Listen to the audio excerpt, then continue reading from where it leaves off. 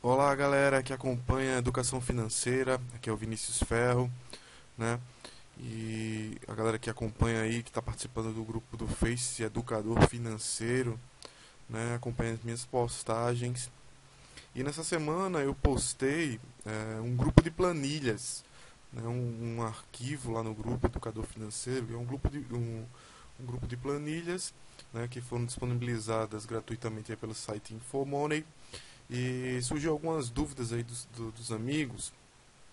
E então eu estou gravando esse videozinho para elucidar algumas dúvidas, ver como é que como a planilha funciona. É algo bem simples, mas só para ajudar ainda mais aqueles que não entenderam o fundamento da planilha. Eu peguei uma planilha aqui exemplificativa, nesse caso aqui foi uma planilha de custos de um carro, de um veículo, né? A planilha vem preenchida, pessoal, como vocês podem ver, né?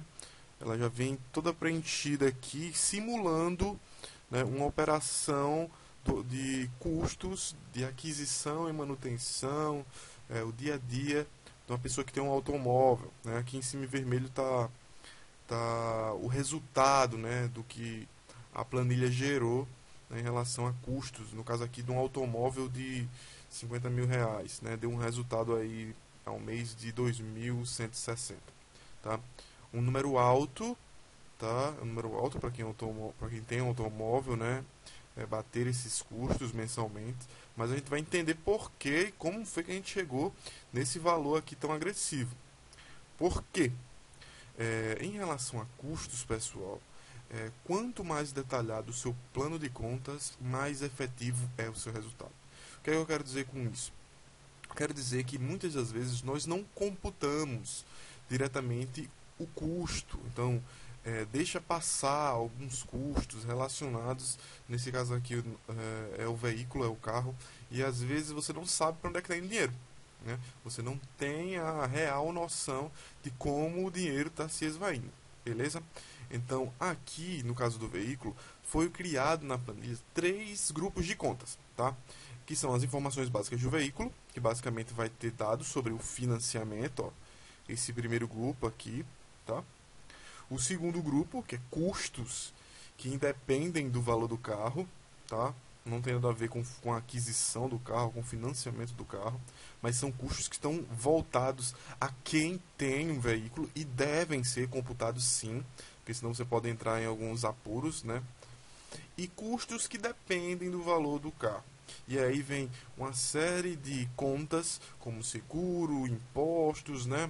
O custo de oportunidade, ó, que está sendo contabilizado aqui, né? Caso você tenha deixado, né? Fazer o paralelo entre investir nesse ativo ou não. Né? Posso fazer outro vídeo falando um pouco mais sobre custo de oportunidade para vocês entenderem. Mas a grande sacada aqui que a planilha está ajudando, e por isso que eu compartilhei, é abrir os olhos para o grande detalhes de custos que tem, né? No caso aqui ter um carro, mas tem outras planilhas que podem falar sobre previdência, sobre casa e tudo mais. Tá? O que a grande maioria das pessoas pensa é que o custo da aquisição do carro é apenas esse bloco aqui, ó. É apenas esse bloco aqui que está relacionado à aquisição do carro. Quanto vale o carro, qual a taxa de juros que eu estou pagando no financiamento, né? Alíquotas de IPVA e tudo mais, né? Prazo do financiamento. Todas as pessoas pensam que ter um carro é apenas o custo de financiar, né, a sua aquisição. E não é bem assim. Né? Por exemplo, independente do financiamento, né, existe uma série de gastos que você tem que ter. Cara, não adianta você comprar o carro e não ter a gasolina, né, o dinheiro da gasolina para poder se locomover.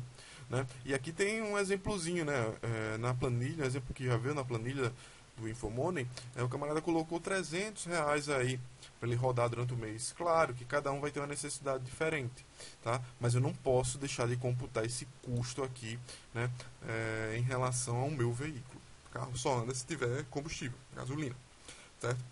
Eu posso ter multas, que é algo já um pouco mais variável, né? Pode acontecer, pode não, né? eu tenho revisões periódicas de manutenção que devem ser computadas, né? Eu tenho pedágio, se eu moro em grandes capitais, grandes metrópoles, eu tenho que computar esse pedágio. Eu tenho estacionamentos, né? Que, se dependendo do local onde eu trabalho, praticamente todo dia, ou estudo, vou para uma faculdade, eu tenho que pagar aquele estacionamento.